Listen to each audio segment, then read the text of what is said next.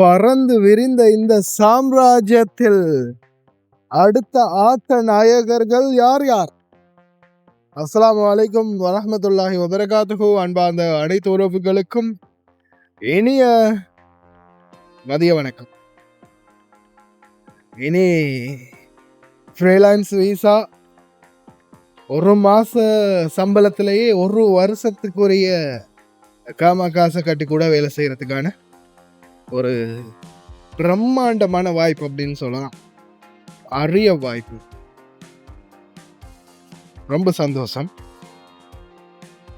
முதலாவது குவைத்துடைய உள்துறை அமைச்சர் ஷேக் ஃபஹத் யூசுப் சவுத் அல் சபா அவர்களுக்கு எங்களுடைய மனமார்ந்த நன்றிகளை இலங்கை இந்திய கம்யூனிட்டி சார்பாக நாம் சொல்லிக்கொள்ளலாம். அவ்வளோ ஒரு சந்தோஷமான ஒரு தகவல். ஏன்னா இன்றைக்கு வரைக்கும் பார்த்திங்கன்னா, இது வரைக்கும் பர்சனலாக பல பேர் நம்மள்கிட்ட பேசியிருக்கிறாங்க தொழிலாளர்கள் அவங்களுடைய பிரச்சனைகளை பற்றி. அதில் பல பேரும் தன்னுடைய சம்பளம், தன்னுடைய வேலை பிரச்சனை, குறிப்பாக அக்காமா பிரச்சனை, நிறைய பேர் இந்த வெளியில் காசு கொடுத்து அக்காமா அடித்து இது வரைக்கும் பலர்கிட்ட மாட்டி இருக்கிறாங்க, பலரால் பாதிக்கப்பட்டிருக்கிறாங்க. அக்காமாவை அடித்து கொடுத்துட்டு காசு வாங்காமல், இந்த காசு வாங்கிட்டு அக்காமாவை அடித்து கொடுத்துட்டு அதுக்கப்புறமா அக்காமாவை கேன்சல் பண்ணி விடுறது, இன்ஹாஷன் கேஸை முடிச்சு விடுறது, அதே போல் காசு பத்தாது இன்னும் காசு கொடுன்னு காசே கருவறுக்கிறது எல்லாம் முடிஞ்சு அப்படி எல்லாத்தையும் நம்ம அடிச்சுட்டு வெளியில் போய் நிம்மதியாக வேலை செய்யலாமான்னு பார்த்தா அந்த வாய்ப்பு கூட கிடைக்கிறது இல்லை. அதுவும் பிரச்சனை. செக்இன்ல பிடிப்பட்டா ஃபிங்கர் வச்சு நாடு கடத்திடுவாங்க. இந்த மாதிரி பல இன்னல்களுக்கும் துன்பங்களுக்கும் முகம் கொடுத்து வேலை செஞ்ச குவைத்தில் தொழிலாளர்களுக்கு ஒரு நிம்மதியான ஒரு சந்தோஷமான ஒரு சிச்சுவேஷனை உருவாக்கி கொடுத்துருக்குறாங்க குவைத்துடைய உள்துறை அமைச்சர். அதே போல் மனித வளத்துக்கான பொது ஆணையகம். இப்போ இதில் இப்போ உள்துறை அமைச்சர் சொல்லக்கூடிய முக்கியமான விடயங்களில் அவங்க என்ன சொல்கிறாங்கன்னு பார்த்தீங்கன்னா, குவைத்தில் அதிகமானவர் இந்த மாதிரி வெளியில் அக்காம் அடித்து தான் வேலை செய்கிறாங்க. அதுவும் ஒவ்வொருத்தருக்கும், அதாவது ரெசிடென்சி ட்ரேடர்ஸ், குடியுரிமையை குடியுரிமை சட்டத்தை மீறி அதை விற்கக்கூடியவங்க, அதே மாதிரி இதால் பாதிக்கப்படக்கூடிய தொழிலாளர்கள். இவங்களுடைய இந்த பிரச்சனையை தீர்க்கணும்னா நிச்சயமாக அரசாங்கம் ஒரு நல்ல முடிவாக எடுக்கணும் அப்படின்ற அந்த தீர்மானத்தில் தான் கடைசியாக அல்ஹம்துலில்லாஹ்னு இந்த ஒரு தீர்மானத்தை எடுத்திருக்காங்க. 750 1000 தினார் செலுத்தலாம் அப்படின்ற மாதிரி சொல்லியிருக்காங்க. இதில் இன்னொரு முக்கியமான விடயம் என்னென்னா, உங்களுடைய ஸ்கில், இப்போ நான் முன்னாடியே காலையில் செய்தியில் சொன்ன மாதிரி, இப்போ சாதாரணமாக யோசிச்சு பாருங்கள். நீங்கள் நிறைய பேர் இப்போ இதில் இன்னொரு நியூஸ் ஒன்று போட்டிருந்தாங்க, 9 நர்சரி மூடி இருக்கிறாங்க, அதில் ஒரு குழந்தையும் இறந்து போனதா. அப்போ இந்த மாதிரியான ஒரு சிச்சுவேஷனில் நீங்கள் உங்களுடைய வேலை, நீங்கள் செய்கிற வேலை, அப்போ இந்த மாதிரியான சூழலில் நீங்கள் வேலை செய்யக்கூடிய இடத்துக்கு தகுதியானவரா அப்படின்றதையும் உறுதி செய்யணும். இப்போ நீங்கள் போய் சாதாரணமாக ஹவுஸ்மேட் வீசாவில் ஒரு டாக்டராக இங்கே வேலை பார்க்க முடியுமா? நீங்கள் டாக்டராக இருந்தீங்கன்னாலும், ஒருவேளை நீங்கள் நாட்டில் டாக்டர் எம்பிபிஎஸ் படித்த டாக்டர், ஆப்ரேஷன் சர்ஜன்ட், ஆனால் இங்கே நீங்கள் வந்தது காதிம் வீசாவில், நீங்கள் உண்மையிலே ஒரு ஆப்ரேஷன் சர்ஜன்ட்டாக இருந்து நீங்கள் ஒரு டாக்டராக இருந்தாலும், டாக்டரேட் பட்டம் பெற்றிருந்தாலும், உங்கள்கிட்ட எல்லா சர்டிஃபிகேட்டும் இருந்தாலும், உங்களுடைய வீசா, இந்த நாட்டில் உங்களுடைய வீசா என்ன? டொமஸ்டிக் ஒர்க்கர், ஹவுஸ்மேட், இல்லை ஹவுஸ் டிரைவர், ஹவுஸ் பாய், இந்த மாதிரியான ஒரு வீசாவில் வந்தீங்கன்னா நீங்கள் அந்த வேலையை தான் செய்யணும். இப்போது என்ன பண்ணுறாங்கன்னா, இந்த வீசா மூலமாக நீங்கள் டாக்டராக இருக்கலாம், இன்ஜினியராக இருக்கலாம், அதே மாதிரி வேறு ஏதாவது தொழிலில் தேர்ச்சி பெற்றவங்களாக இருக்கலாம், அப்படி இல்லாதவங்களாக இருந்தாலும் சாதாரண லேபரர் ரெசிடென்சியை நீங்கள் பெற்றுக்கொள்ளலாம். உங்களுடைய அந்த வேலைத்தலங்கள் என்னென்ன மாதிரியான வேலைகளில் நீங்கள் சேரலாம், என்னென்ன வேலைகள் செய்யலாம் அப்படின்றதுக்கான ஒரு கேட்டகரி ஒன்று உருவாக்குவாங்க. அதையும் தாண்டி இப்போ நீங்கள் எலக்ட்ரீஷியனாக இருக்கலாம், ப்ளம்பராக இருக்கலாம், அதே போல் தச்சு வேலை செய்யக்கூடிய கார்பெண்டராக இருக்கலாம், மெக்கானிக்காக இருக்கலாம், வெஹிக்கல் மெக்கானிக்காக இருக்கலாம். அப்போது இன்னும் நிறைய கேட்டகரிகள் இருக்குது இல்லையா? வேலை செய்யக்கூடிய டேலண்ட் உள்ளவங்க, ஃபோன் ரிப்பேரிங் பண்ணக்கூடியவங்களாக இருக்கலாம். இந்த மாதிரி நிறைய விடயங்களில் போட் மெக்கானிக்கல் நாட்டில் இருக்கிறாங்க, படகுகள் என்ஜின் இணக்கக்கூடியவங்க, இந்த மாதிரி நிறைய தொழில்களில் தேர்ச்சி பெற்றவங்க இருக்கிறாங்க.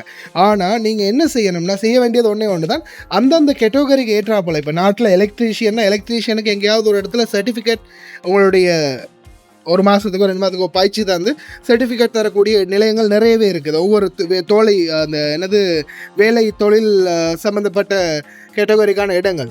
இப்போ அந்த மாதிரி இடங்களில் போய் நீங்கள் ஒரு மாதமோ 2 மாதமோ உங்களுடைய ஸ்கில்லை இன்னும் கொஞ்சம் தேர்ச்சி பெற்றுக்கிட்டு அதே மாதிரி அவங்கள்ட்ட நீங்கள் ஒரு சர்டிஃபிகேட் எடுக்கணும். இந்த மாதிரி நான் இப்போ நீங்கள் எலக்ட்ரீஷியன் பக்கா எலக்ட்ரீஷியன், நீங்கள் 30 வருஷமாக வண்டி ஓட்டுறீங்க, நீங்கள் ஒரு பர்ஃபெக்டான டிரைவர். ஆனால் டிரைவிங் லைசன்ஸ் இல்லாமல் உங்களால் வண்டி ஓட்ட முடியுமா? முடியாது. நீங்கள் ஒரு பர்ஃபெக்டான டிரைவர், 30 வருஷம் எக்ஸ்பீரியன்ஸ். ஆனால் எத்தனை வருஷம் எக்ஸ்பீரியன்ஸ் இருந்தாலும் உங்களுக்குண்டு ஒரு சாரதி அனுமதி பத்திரம் இருந்தால் தான் நீங்கள் டிரைவர். இல்லாத பட்சத்தில் நீங்கள் ஜஸ்ட் காமன் மேன், உங்களால் டிரைவிங் பண்ண முடியும். ஆனால் உங்களுக்கு டிரைவர் என்ற அங்கீகாரம் கிடைக்கும் டிரைவிங் லைசன்ஸ் இருந்தால் தான். டாக்டர் என்ற அங்கீகாரம் கிடைக்கும், டாக்டர் MBBS முடித்து டாக்டருக்கு படித்த சான்றிதழ் இருந்தால் தான். அதே மாதிரி தான் எலக்ட்ரீஷியன், பிளம்பர், உங்களுடைய ஒவ்வொரு வேலை தளத்துக்கு மேற்றாற் போல் உங்களுடைய சான்றிதழ் ஒன்று இருக்கணும். அதே மாதிரி இப்போ நீங்கள் காலேஜ் முடிச்சிருக்கீங்க, டிகிரி முடிச்சிருக்கீங்கன்னா அதுக்குரிய சான்றிதழ். ஆனால் ஃபேக்காக எதுவும் ரெடி பண்ணாதீங்க. முடிஞ்ச வரைக்கும் ஃபேக்காக ரெடி பண்ணாமல் 1 மாதமோ 2 மாதமோ அந்த இடத்துல ட்ரை பண்ணி எப்படியாவது ஒரு ட்ரைனிங் ஒன்றுக்கு சரி போய் அவங்கள்ட்ட இருந்து ஒரு சர்டிஃபிகேட் எடுத்தீங்கன்னா நீங்கள் அந்த ஸ்கில்லே இங்கே வரலாம். அப்போ உங்களுடைய அக்காமாவில் என்ன அடிப்பாங்க, நீங்கள் எலக்ட்ரீஷியன், பிளம்பர். அப்போ அது சம்மந்தப்பட்ட வேலைகளை நீங்கள் தாராளமாக செய்யலாம். ஆனாலும் அது இப்போ நீங்கள் எலக்ட்ரீஷியன் ஒர்க்கில் வீசாவில் இருக்கிறீங்க, ஆனால் நீங்கள் ஒரு இடத்துல போய் வேறு ஏதாவது ஒரு வேலை செய்கிறீங்கன்னா நிச்சயமாக அதை பிடிப்பாங்க. படிச்சட்டத்தை மீறுறது தானே. இப்போ ஃப்ரீலான்ஸ் வீசாவாக இருந்தாலும் அதுக்குன்னு ஒரு கேட்டகரி இருக்குல்ல. இப்போ நான் தான் நேரம் முன்னாடி சொன்ன மாதிரி ஹவுஸ்மேட் ஒருத்தர் போய் டாக்டர் வேலை பார்க்க முடியுமா? முடியாது. அப்போ அந்தந்த கேட்டகரிக்குரிய வீசாவும் அந்தந்த கேட்டகரிக்குரிய வேலைத்தளமும் அதுக்குரிய சர்டிஃபிகேட் நம்மள்ட்ட இருந்துச்சுன்னா லேசி. அப்படி இல்லாமல் நான் ஏதாவது லேபர் வேலை பார்க்க போகிறேன் அப்படின்ற பட்சத்தில் நீங்கள் ஒரு லேபருக்குரிய வீசாவாக இங்கே அப்ளை பண்ணி நீங்கள் லேபர் வேலை பார்த்துக்கொள்ளலாம். ஆனால் இதில் மாதம் 1000 தினார் அல்லது 750 தினார் பேமெண்ட் எவ்வளோன்றதை பார்ப்போம் எதிர்வரும் காலங்களில். அப்போ அந்த 1000 தினார் வருடத்துக்கு கட்டுறதுக்குரிய சாப்பாட்டுக்கு வெளியில் சாப்பாடு, வெளியில் தங்குமிடம், அக்காமாக்கு 1000 தினார் இல்லை 750 தினார், இதை நீங்கள் சம்பாதிக்க முடியுமா அப்படின்றத கன்ஃபார்ம் பண்ணிவிட்டு வாங்க. அதுதான் மெயின். புரியுதா? இப்போ நீங்கள் இங்கே 150 தினார் மாதம் சம்பாதிக்க போகிறீங்க. 150 தினாரில் ரூம் வாடகை, சாப்பாடு, வருடத்துக்கு 1000 தினார் அக்காமாக்கு. அப்போ என்ன உங்களுக்கு மிஞ்ச போகுது?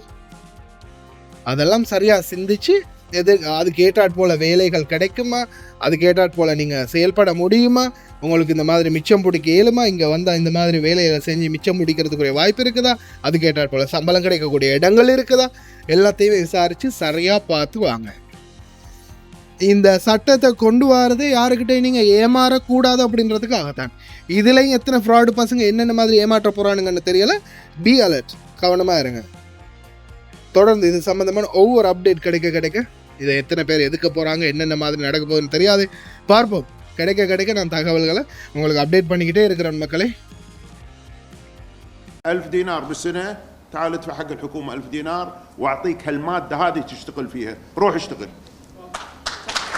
خالص انا هذه بس يمكن تشوفها قريب وراح احط اعلان كامل، كل واحد يبي يصير يشتغل. انا اول شيء كنت بروح على اساس اسوي 6 شركات حكومية، كل محافظة شركة، رحت كذا ديرة علشان نبي نجيب منهم عمالة فنية ما نلقى.